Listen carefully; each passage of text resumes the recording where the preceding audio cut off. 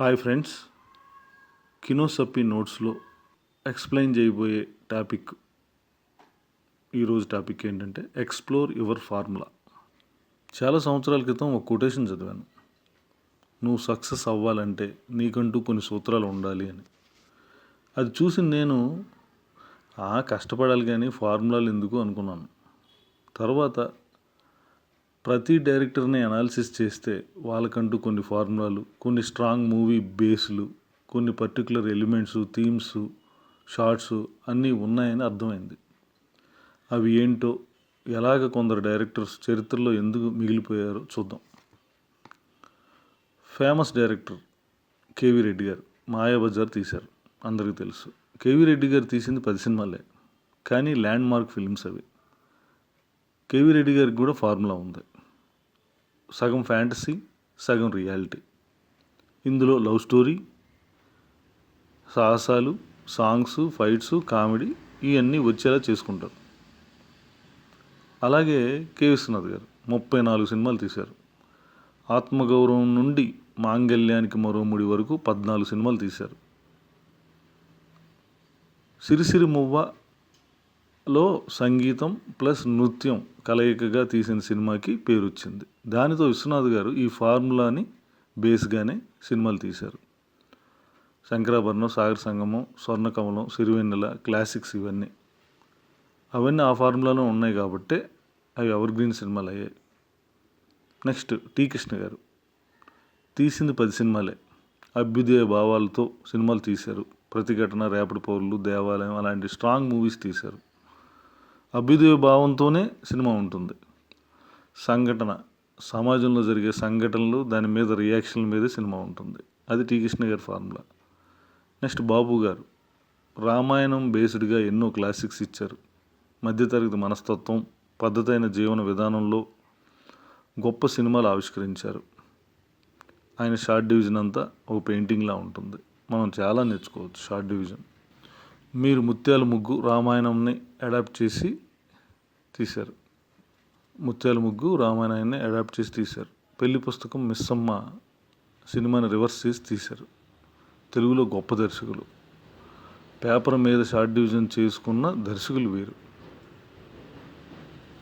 తర్వాత RGV brand of God father, Shiva company, సర్కార్, సత్య, గాయం, సర్కార్ రాజ్, డి కంపెనీ ఇలా తన మాఫియా ఫార్ములాని రకరకాల కథల్లో పెట్టి తన style, photography, lighting, camera angles, characters తక్కువ మాట్లాడటం, ఏ బిల్డప్ లేకుండా క్యారెక్టర్ పోర్ట్రేట్ చేయడం చేసేవాళ్ళు.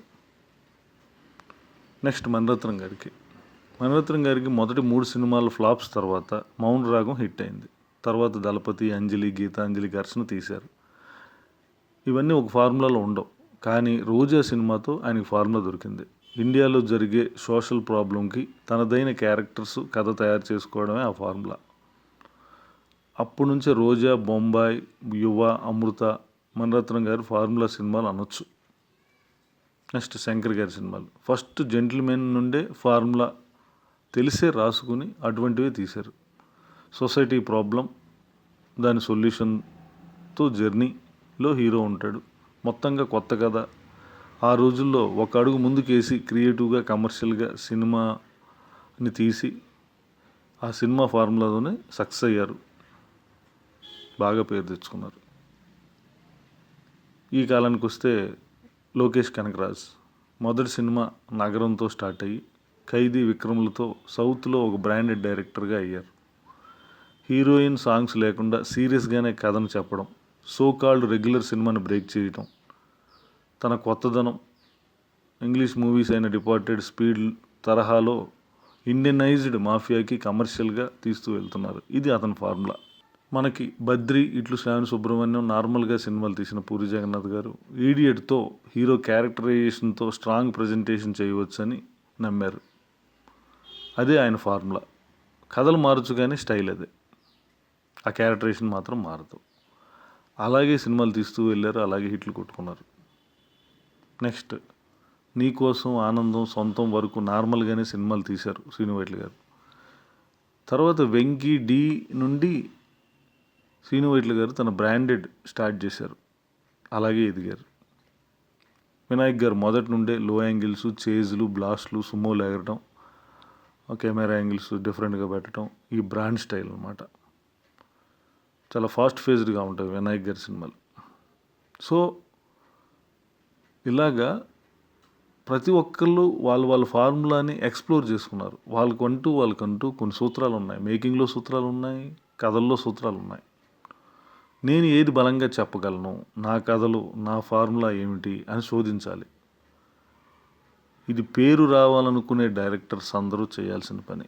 ఇలా ఆలోచించిన వాళ్ళకే ఇక్కడ సక్సెస్ అవుతుంది. So search your formula, explore your formula. Okay, all the best.